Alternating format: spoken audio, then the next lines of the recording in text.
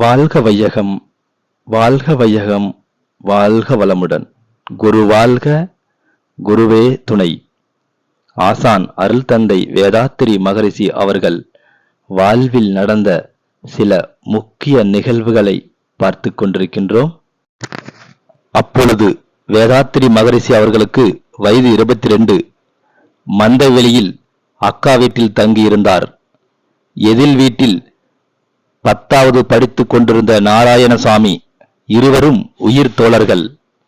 மாலை வேளைகளில் இருவரும் வேறு சில மாணவர்களோடு கடற்கரைக்கு செல்வார்கள். மந்தை வெளியில் இருந்து 1 கிலோமீட்டர் தூரம்தான் கடற்கரை. செலவில்லாத பொழுதுபோக்கு கடற்கரைதானே. வெயில் காலத்தில் நாள்தோறும் கடலில் இறங்கி குளித்துவிட்டு மாலை 7 மணிக்குத்தான் வீடு திரும்புவார்கள்.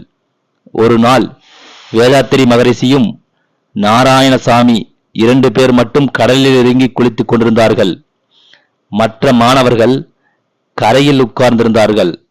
சுமார் 15 நிமிடங்கள் சென்றன. நாராயணா, போதும் வா என்று அழைத்தார் வேதாத்திரி மகரிஷி. அன்று அலைகள் உயரமாக எழும்பி வந்தன. ஒவ்வொரு அலையும் ஒரு ஆள் உயரத்தில் இருவரையும் தூக்கி பின் தாழ்த்தியது. இயற்கை ஊஞ்சல் போல் இருந்தது. இருவரும் மகிழ்ச்சியில் திகைத்தார்கள். அப்போது ஒரு அலை உயரமாக வந்தது. அதை பார்த்து, இதுதான் கடைசி அலை, இதை ரசித்துவிட்டு செல்லலாம் என்றார் நாராயணசாமி. அதற்குள் இருவரையும் அந்த பேரலை மிக உயரத்தில் தூக்கிவிட்டது. அந்த அலை தனித்த போது இருவரும் கடலில் உள்ளே சில அடி தூரம் சென்று விட்டனர். காலில் தரை தட்டவில்லை. மிதந்து நீந்தினார்கள். ஒன்றும் முடியவில்லை. வேதாத்திரி மட்டும் 10 அடி தூரம் கரை பக்கம் வந்தார். காலில் தரை தட்டியது. சமாளித்து கரை ஏறினார். ஆனால் நாராயணசாமி மட்டும் தவித்துக் கொண்டிருந்தான். நண்பர்களிடம் நாராயணனின் நெருக்கடி நிலைமையை கூறி மீனவர் யாரேனும் அழைத்து வரும்படி கூறினார். கரையில் வைத்திருந்த துணியை முடிபோட்டு நீல கயிறு போல் திரித்து மீண்டும் வேதாத்திரி கடலில் இறங்கினார். முடிந்த ஆழம் வரையில் சென்று துணியை வீசினார்.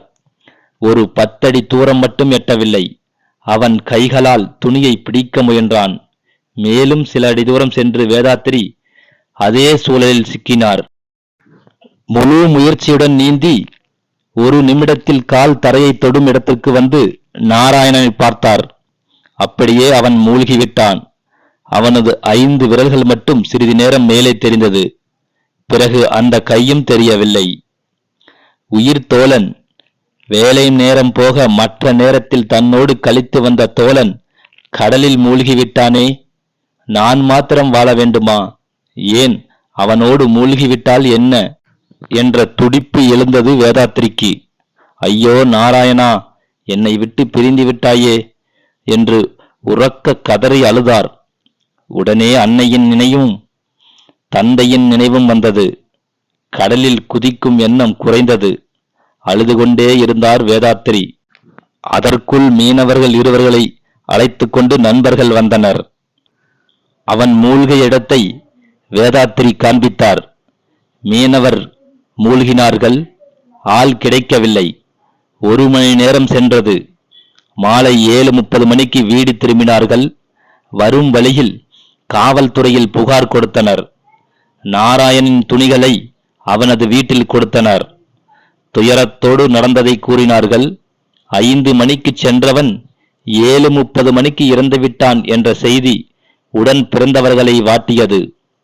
நாராயணனின் அருமை அக்கால் கதறிய கதறல் வேதாத்திரியின் மனதில் வடுவாய் பதிந்தது.